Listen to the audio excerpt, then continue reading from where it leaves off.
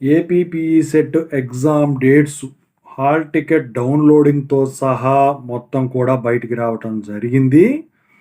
ఇప్పుడు అందరూ అడుగుతా ఉన్నారు, ఈ ఎగ్జామ్స్ 3 రోజులు కండక్ట్ చేశారు. అయితే ఇప్పుడు సిఎస్సి తీసుకున్నా, ట్రిపుల్ ఈ తీసుకున్నా, ఈసీ తీసుకున్నా, ఇంకా వేరే ఏ కోర్స్ తీసుకున్నా, సివిల్ తీసుకున్నా, మెకానికల్ తీసుకున్నా కూడా ఇప్పుడు ఈ 2026లో ఎంత ర్యాంక్ వస్తే యూనివర్సిటీలో సీట్ వస్తుంది, అదేవిధంగా అఫిలియేటెడ్లో ఎంత ర్యాంక్ రావాలి, అటానమస్లో ఎంత ర్యాంక్ రావాలి అని చెప్పేసి అడుగుతా ఉన్నారు. ఇక రెండో ప్రశ్న వచ్చేసరికి, ఇప్పుడు ట్రిపుల్ ఈ చదివిన వాళ్ళు సిఎస్సిలో ఎంటెక్ చేయొచ్చా, సిఎస్సి చదివిన వాళ్ళు ట్రిపుల్ ఈలో ఎంటెక్ చేయొచ్చా, ఈ 2 ప్రశ్నలు అడుగుతా ఉన్నారు. సో దాని గురించి ఇప్పుడు చెప్పదలిచాను. ముందుగా అయితే ఇంతవరకు ఈ ఛానల్ సబ్స్క్రైబ్ చేసుకుని వాళ్ళు ఎవరైనా ఉన్నట్టయితే సబ్స్క్రైబ్ చేసుకొని ఈ వీడియోని లైక్ చేసి షేర్ చేయండి. మీకు గనక నాతో మాట్లాడాలనుంటే కాల్ మీ 4 ద్వారా కాల్ చేయండి. తెలుగు ఇంజనీరింగ్ ఎడ్యుకేషన్ టెలిగ్రామ్ ఛానల్లో జాయిన్ అవ్వండి. ఈ వీడియోకి హైప్ ఇవ్వండి. ఇక టాపిక్లో వెళ్తే ముందు ర్యాంకింగ్ సిస్టమ్ చూద్దాము.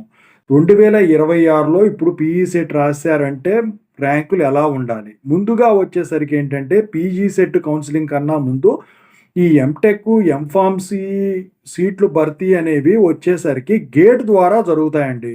గేట్లో కొన్ని కోటాలు ఉంటాయి. గేట్ ద్వారా ఫిల్ చేసిన తర్వాత మిగిలిన సీట్లని ఈ పీజీ సెట్ ద్వారా ఫిల్ చేస్తారు. ఎక్కువ శాతం గేటు రాసిన వాళ్ళు, క్వాలిఫై అయిన వాళ్ళు యూనివర్సిటీలో అడ్మిషన్ కోసమే పాకులాడుతూ ఉంటారు. అఫిలియేటెడ్, అటానమస్కి జనరల్గా వెళ్ళరు. అయితే ఇంతకుముందు అటానమస్ కొద్దిగా ప్రిఫర్ చేసేవాళ్ళు, ఇప్పుడు వచ్చేసరికి ప్రతి అఫిలియేటెడ్ కూడా ఎక్కువ శాతం అటానమస్లో ఉన్నాయి ఏపీలో, కాబట్టి అటానమస్ కూడా ఎక్కువ ప్రిఫర్ చేయట్లేదు. యూనివర్సిటీ అయితేనే ప్రిఫర్ చేస్తూ ఉన్నారు.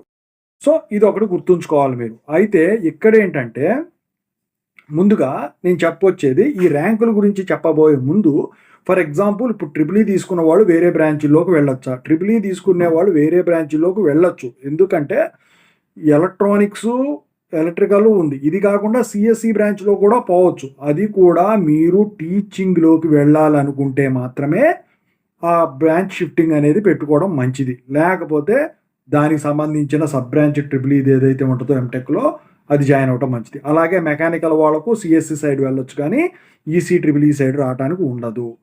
ఇక సిఎస్సి వాళ్ళకు వచ్చేసరికి సిఎస్సి సైడ్ తప్ప ECE, mechanical, triple E, civil side వెళ్ళదు కాదు. ఇక సివిల్ వాళ్ళు సిఎస్సి సైడ్ వెళ్ళొచ్చు, కానీ సిఎస్సి ట్రిపుల్ ఈ సైడ్ వెళ్ళాది కాదు. ట్రిపుల్ ఈ వాళ్ళు మాత్రం వీటిల్లో దేనికైనా ఒక మెకానికల్, సివిల్ తప్ప వీటిలో దేనికైనా కూడా వెళ్ళేదానికి ఛాన్స్ ఉంటుంది. అంటే సిఎస్సి కానీ ఈసీఈ కానీ, అది కూడా టీచింగ్లో ఉండాలి అనుకున్నా, లేకపోతే సాఫ్ట్వేర్ జాబ్కి ఎంటెక్ మీద వెళ్ళాలనుకున్నా, మిగతా కేసుల్లో మారడం మంచిది కాదు. ఓకేనా? పిహెచ్డి చేయాలనుకుంటే మాత్రం మీకు అనవసరం అది. ఇక ఇక్కడ పక్కన పెడితే ఇక ర్యాంకింగ్ గురించి మాట్లాడదాం. సో రాను రాను ఎంటెక్, ఎంఫార్మసీల మీద మనం ఇప్పుడు మోజు చూసినట్టయితే స్టూడెంట్స్ ఎంఫార్మసీల మీద మోజు పెరుగుతుంది, కానీ ఎంటెక్ల మీద ఉన్న మోజు తగ్గిపోతుంది. దానికి గల కారణం ఉద్యోగం వ్యవస్థ దెబ్బతినటం. అయితే 2025లో నేను ఎంత ర్యాంక్ వస్తే ఏమొస్తాయి అని చెప్పేసి లాస్ట్ ఇయర్ వీడియోలు పెట్టాను. ఇంతవరకు చూడని వాళ్ళు ఇందుట్లో ఉంటాయి, ఛానల్లో చూసుకోండి. ఐ కార్డులో, ఎన్ కార్డులో కనుక ఉంటే కనుక చూసుకోండి.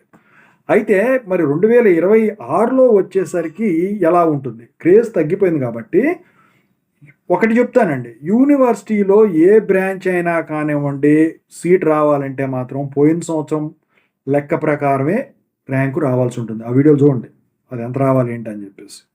ఎందుకంటే నేను ఇందాక చెప్పానుగా స్టార్టింగ్లో, దానికి గల కారణం ఏంటో. ఇక అఫిలియేటెడ్ కానీ అటానమస్లో కానీ సీట్ రావాలంటే మీరు అంత పెద్దగా కష్టపడాల్సిన పనే ఉండదు.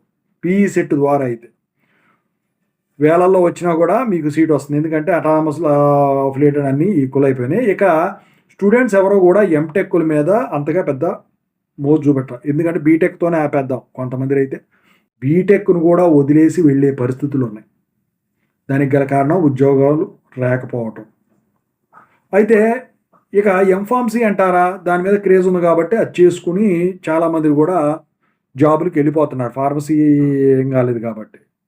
సో ఇక ఈ ఎంటెక్లు వచ్చేసరికి ఏంటంటే ఎక్కువ శాతం సాఫ్ట్వేరు, ఎలక్ట్రికల్ వాళ్ళకంటే ఇక ఎంటెక్ మీద అంటే పెట్టుకుంటే మంచిది, లేకపోతే బీటెక్ ఉన్నా సరిపోద్ది. కాబట్టి గవర్నమెంట్ ఇలాంటి సో ఎక్కువ శాతం టీచింగ్కి వెళ్ళాలనుకునే వాళ్ళు చేస్తూ ఉన్నారు తప్ప టీచింగ్ కూడా ఎక్కువ మంది కూడా ప్రిఫర్ చేయట్లా. ఎందుకంటే ఇప్పుడు అందరూ కూడా గ్రోత్ ఉన్నది. మనం కష్టపడినా కూడా మనకి గుర్తింపు, గ్రోతు, ఇన్కము వచ్చే జాబులైతే బెటరు అని చెప్పేసి, అది కూడా కాకుండా ఏపీలో వచ్చేసరికి జాబ్ క్యాలెండర్స్ ఇయన్నీ రిలీజ్ అవుతున్నాయి కాబట్టి, అయి తక్కువ పోస్టులోనే ఉండే 4 ఉండనివ్వండి, 400 ఉండనివ్వండి, 4000 ఉండనివ్వండి, గవర్నమెంట్ పోస్టులకి అప్లై చేసుకోవడానికి ప్రిపరేషన్‌లకి కోచింగ్‌లు పోతున్నారు తప్ప, ఈ మధ్య కాలంలో మీరు ఎక్కడైనా గమనించినట్టయితే గేట్ కోచింగ్ కానివ్వండి, ఇంకా వేరే కోచింగ్‌లు ఏయన్నా ఎడ్యుకేషన్‌కి సంబంధించిన కోచింగులకి ఎవరు కూడా అట్‌లీస్ట్ ట్యూషన్స్ కూడా ఎవరు కూడా ఇంట్రెస్ట్ చూపించట్లేదు ఎక్కడా కూడా. దాన్ని బట్టి మీకు అర్థమవుతుంది ఏంటంటే ముందు ముందు ఇంకా అసలు అడ్మిషన్స్ అనేవి ఈ అఫిలియేటెడ్ అటానమస్‌లో గణనీయంగా తగ్గిపోతాయి. అయితే అటానమస్‌లో బ్రాండెడ్ పాత కాలేజీలు ఏవైతే గుర్తింపు ఉన్నయి ఉంటాయో వాటిలో 36 సీట్లు, 48 సీట్లు ఇలా ఉంటాయి కాబట్టి అవి మాత్రం ఫుల్ అయ్యే పరిస్థితులు ఉంటుంది. ఎందుకంటే అటానమస్ వాటిల్లో అలాంటి బ్రాండెడ్ కాలేజీలో గేట్ ద్వారా వచ్చి జాయిన్ అయిపోతారు. ఇక కొత్తగా అఫిలియేటెడ్ నుంచి అటానమస్‌లు ఎట్లా పడితే అట్లా ఇచ్చినయి ఉంటాయి చూసారా? వాటిల్లో ఏంటంటే ఇప్పుడు అందుట్లో ఉన్న స్టూడెంట్స్‌ని వాళ్ళ హెచ్ఓడీలు మోటివేషన్ చేసుకొని పీజీ సెట్ ద్వారా నింపుకుంటారు. పెద్ద ప్రాబ్లమ్ ఉండదు కొన్ని కాలేజీలు ఏంటంటే స్టూడెంట్స్ కాలేజీ నచ్చలేదనుకోండి, హెచ్ఓడీలు కాదు, ప్రిన్సిపాల్ కాదు, డైరెక్టర్లు కాదు ఎవరొచ్చినా కూడా ఇక అందుట్లో జాయిన్ అవ్వరు. అందుట్లో అనే కాదండి అసలు బీటెక్ చేయటమే గగనంగా ఉంది. ఇక ఎంటెక్కులు ఎందుకు చేయటం అన్న భావనలో ఉన్నారనమాట. అందుకని చెప్పేసి ఇవాళ రోజున ఏ ర్యాంక్ వచ్చినా సరిపోతుంది. ఇప్పుడు ఓసీ వాళ్ళకి వేలలో వచ్చినా సీట్ వస్తది. ఇక బీసీ వాళ్ళకి వేలలో వచ్చినా సీట్ వస్తది. ఎస్సీ, ఎస్టీ చెప్పాల్సిన పనిలా క్వాలిఫై అయితే చాలు మీకు కావాల్సిన కాలేజీలో సీట్ వస్తది. అప్పుడు అంటే 2014, 15, 16 ఆ టైంలో ఎలా ఉండేదంటే ఎవడన్నా పీఈ సెట్‌లో సీట్ పెట్టుకుంటే బయట వాళ్ళు కనుక సీట్ వచ్చినట్టయితే వాళ్ళు పంపించడానికి వీళ్ళు నానా సంకల్పం నాకేవాళ్ళు. ఎందుకంటే వీళ్ళు తెచ్చుకున్న క్యాండిడేట్‌లకు కూడా ఆప్షన్స్ అనేవి పెట్టేవాళ్ళు. ఆప్షన్స్ పెడితే ఏమయ్యేది వీడికి సీట్ రాకుండా వేరే వాడికొచ్చేది. అయితే వాళ్ళ దగ్గర ఏం చేసేవాళ్ళు వీళ్ళు, వాళ్ళ దగ్గర డబ్బులు వసూలు చేసేవాళ్ళు. ఇంత కట్టాలి బాబు అడ్మిషన్ కావాలంటే అని చెప్పేసి 20,000 అంటే, మేము కట్టమని చెప్పేసి వాడంతా డ్రాప్ అయ్యి వెళ్ళిపోతే, ఈ సీట్ ఏదైతే ఉందో వాళ్ళు సెకండ్ కౌన్సిలింగ్‌లో పెట్టుకొని తెచ్చుకునేవాళ్ళనమాట. సో, అలా ఉండేది. ఇప్పుడు ఆ పరిస్థితి కూడా లేదు. ఎందుకంటే చెప్పాను కదా ఇందాక కారణాలు. సో, అంతా మారిపోయిందండి. ఇక రూరల్ కాలేజీల్లో అయితే పర్లా ఒక మాదిరిగా ఉన్నాయి. ఇక ఈ కౌన్సెలింగ్ పరంగానే ఎట్లుందంటే మేనేజ్‌మెంట్ అర్థం చేసుకోండి మీరు. మేనేజ్‌మెంట్ అసలు ఎవడో ఇంట్రెస్ట్ చూపియట్లే. ఓకేనా? సో, ఇక ఓవరాల్‌గా చూసుకుంటే మీరు చక్కగా టెన్షన్ పడకుండా చక్కగా ఆబ్జెక్టివ్ పీఈ సెట్ చక్కగా రాసుకోండి. పెద్ద ప్రాబ్లమ్ ఏమి ఉండదు. సీట్ ఎక్కడ పడితే అక్కడ దొరుకుతది. మీకు కావాల్సిన చోట మీ ఊళ్ళలోనే దొరుకుతది. ఒకవేళ వేరే చోట పడిందంటే మాత్రం ఇక అందుట్లో లేనట్లే కాలేజీ మీకు మంచి బ్రాండ్ ఉన్న కాలేజీ అని అర్థం అనమాట. సో, అదే అండి ఓవరాల్‌గా. Thank you so much.